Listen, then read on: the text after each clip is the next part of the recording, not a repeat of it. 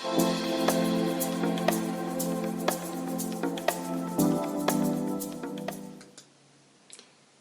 friends, and welcome back to my channel. If you're new, welcome. Today we're talking about stuff that nobody tells you about when you become a UX designer. So if that interests you, then keep watching and consider subscribing to help support the community. The angle that I want to take on this subject is really about the job that maybe new designers, things about the job that maybe new designers or students don't know about. There's a few other freebies in here too. But number one, the design process is usually different depending on many factors. What the design process looks like depends on what the culture of the company is. For example, is it a more engineering-led company, perhaps like Google, a more design-led company, maybe more like Facebook? How big is your team? Do you have a UX researcher or a content writer? What sort of budget does the team have? What is the design maturity of your stakeholders? What's that like? Do you work in sprints? How often do you ship? What is your due date for what you're working on? Are you working freelance? How far along is this project? Are you editing something that already exists? Are you building something from the ground up? The list goes on, but be prepared, because that brings me to point number 2. Get ready to make a lot of things up. Get ready to not know what you're doing and have to figure it all out as you go along. I think that's very realistic, to have a situation where somebody tells you, you need to design a dashboard, and you say, okay, what do you want to do with the dashboard? Who's it for? And they don't really know what sort of metrics would be helpful. They may not know what the metrics they have access to. You may have to start asking, would this metric be helpful for our users? Do you think that you have a user I can talk to? You have to be comfortable sort of playing pretend and writing down fake numbers and UI text and all this other stuff. Number 3, you may be doing things outside of your job description a lot. I've conducted my own research, made marketing material, written copy for websites, played project manager. It depends on a lot of different factors of the team and maybe the company, but don't be surprised if you get asked to do some of this stuff. If you're doing more of it than you should, you can probably push back though. Number 4, if you don't make an accessible product, you can get sued in America. I'm not sure if boot camps are better about teaching about accessibility now, but when I tried going through a boot camp, when I went through mine, it was glaringly missing. And for most of the courses that I've seen and worked with, they don't spend a lot of time on it. When you get into the job, you're going to need to know how to make accessible products that meet WCAG standard guidelines, usually for AA compliance. And if you don't do that, people can sue your company for the product not being accessible, as was famously done to Domino's and I believe Target and a few other companies by now. 5, there may be a lot of education or evangelizing you do for design. What? Hello, Steve Jobs set the tone that design is important. Isn't everyone with the program yet? No, they're not.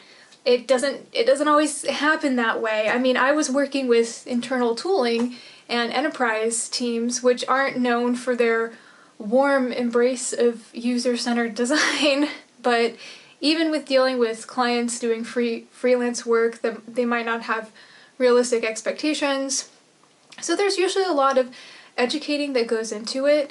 There's also this idea about being a good ambassador, because you really need to form alliances with these people, your team or whatnot, instead of maybe you have to be careful. You don't want to run the risk of patronizing them with your design process. Number 6, you're outnumbered, usually by engineering. What do I mean?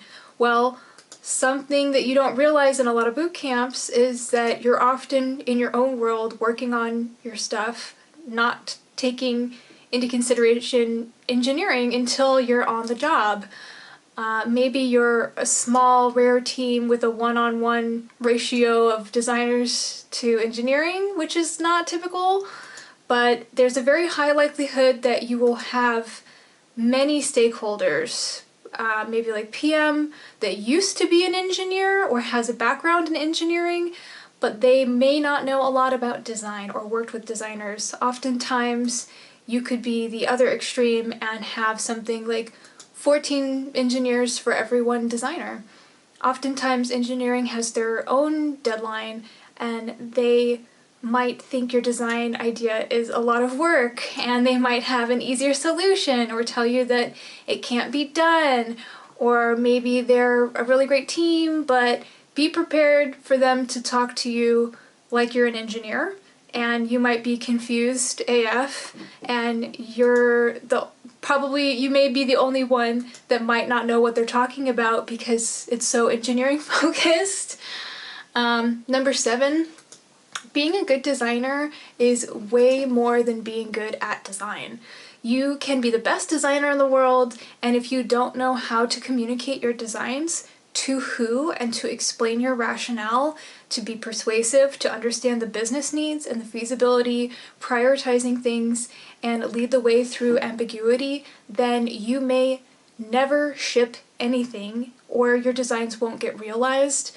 This can also be good news because I've talked to a lot of designers who feel like their visual design skills are not as polished, but they may have strengths in other areas, as I mentioned, so that can kind of help that process along. Number 8, you will need to know how to pick your battles. I've often said sometimes you have to build the wrong thing before you get a chance to build the right thing later. Why am I calling this out? Because there are so many more constraints when you design in a company or even freelance. It's very different than designing for a passion project where you are the only stakeholder and you 100% agree with yourself on everything. I think designers sometimes have a hard time accepting this, and it creates a lot of suffering. They think they feel this need to be right all the time and make the best design decision, but in reality you have to know how to haggle and barter for the things that you think are really important and make trade-offs when you need to. Number 9, you will never look at a door the same way. This is a bonus one and a reference to the classic book of The Design of Everyday Things, but I know when I have to use something with bad design, I feel personally attacked by it. You start noticing the design of everything and seeing good and bad designs in everything and everywhere. It becomes rather unescapable, so be ready for that. And number 10, your mom doesn't know what you do for a living, but she's pretty sure it has something to do with building websites. This is another bonus one. I happen to live in the Bay Area where this is the heart of technology, but many people in my parents' generation or even in my own generation do not know what a UX designer is in 2020. And you will inevitably go to a party or something and people will ask you what you do for a living, and then you'll try to explain it to them and they may not get it at all at first, or they may even say something like, wow, that's a job. I usually say something like, hey, have you ever been trying to do something online, like pay a bill or find information, and it's just really frustrating, you don't know where anything is or how it works? And usually their eyes will light up and they have a point of recognition and they say, yeah, I know what you're talking about. And I say, yeah, companies hire me to prevent that with better design. Anyway, those are the points that I wanted to make to you today. What do you think? Did any of those surprise you? Did you want me to talk more about anything I touched on in this video? More points might be following, I don't know. Let me know in the comments section below and I will catch you in another video soon. Bye.